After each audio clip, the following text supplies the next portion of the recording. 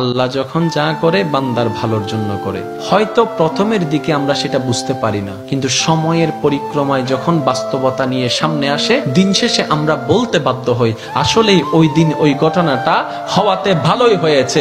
আল্লাহ কখনো বান্দার ক্ষতি চাই না।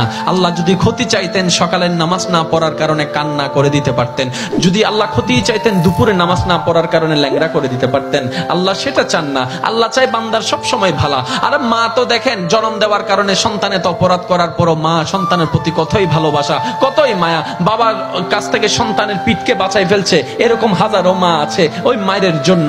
কিন্তু আল্লাহ পাক রব্বুল আলামিন বান্দার উপর কতটুকু ভালোবাসে দিয়েছেন সেটা আমরা বান্দারা বুঝতে পারি নাই বলে শয়তানের ফাঁদে বারবার পা দিয়ে আটকাই যাচ্ছি। মনে রাখবেন, মনের মধ্যে কথাটা বসাই ফেলবেন, আল্লাহ যখন যা করে বান্দার ভালোর জন্যই করে।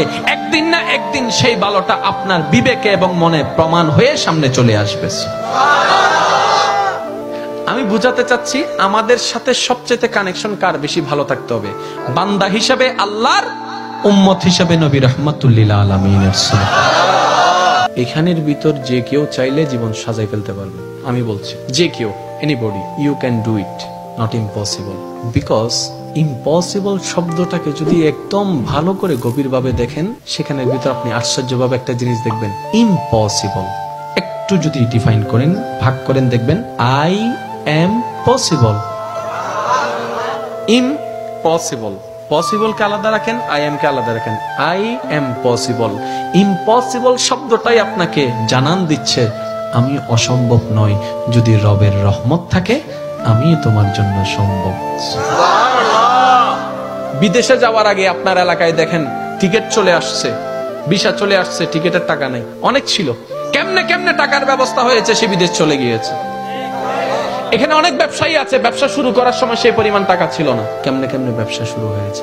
দেখ কেমনে কেমনে, রব বলে এটা কেমনে কেমনে নয়, একটু আমার দিকে তাকা, এমনে এমনে এমনে এমনে এমনে। তাহলে আপনার কাছে যদি আপনার রব থাকে, আপনার টেনশন কি? আপনার দুই নম্বরই করার তো কোনো দরকার। এই রমজানকে সামনে রেখে অনেকে দ্রব্যমূল্যের দাম বাড়ানোর জন্য কত চালাকি করছে, গুদামজাত করছে। আমি তাদের উদ্দেশ্যে শ্রদ্ধার সাথে একটা কথা বলবো, ভাইয়া জীবনে হয়তো অনেক করেছেন, আপনি এই কারণেই করছেন 2টা টাকা 5টা টাকা লাভ বেশি হবে। তো এই সেক্টরে না হয় আপনার 10,000 টাকা 10 কোটি টাকা লাভ হলো, অন্য সেক্টরে যদি 20,000 কোটি টাকা খরচ হয়ে যায় তখন কি করবে? কারণ জগতের মানুষ সবাই জানে যে অন্যের জন্য গর্ত করে সে গর্তে সে নিজেই পতিত হয়, এই কথা নিয়ে কারো কোনো দ্বিমত নেই।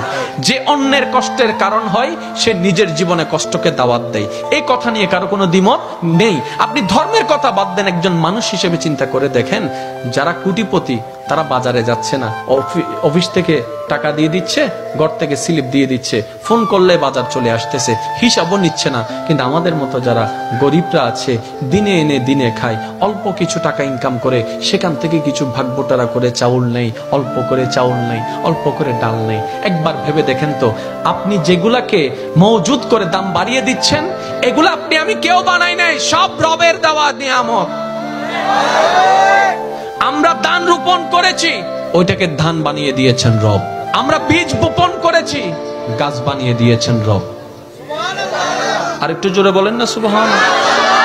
আমরা যেগুলা গুদামজাত করছি সব রবের দেয়া নিয়ামত, আর রব দিয়েছেন শুধু তার বান্দাদের জন্য। এবার আপনি আমি যদি সে বান্দাদের কাছে খাবারটা পৌঁছানোর জন্য একটা দেওয়াল হয়ে দাঁড়াই, রবের কাছে আপনি আমি আসামি হয়ে যাব।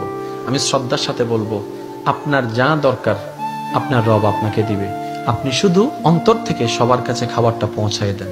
হয়তো আপনার দুনিয়াবি ক্ষেত্রে 2টা পয়সা লস হবে, কিন্তু অন্যদিকে দেখবেন আপনার রব আপনাকে আরো 10 গুণ বাড়াই দিবে। কিভাবে? মানজা বিল হাসানাতে ফালাহু আশরু আমসালিহা। যে রবের জন্য 1 দেয়, রব তাকে বিনিময়ে 10 দেয়।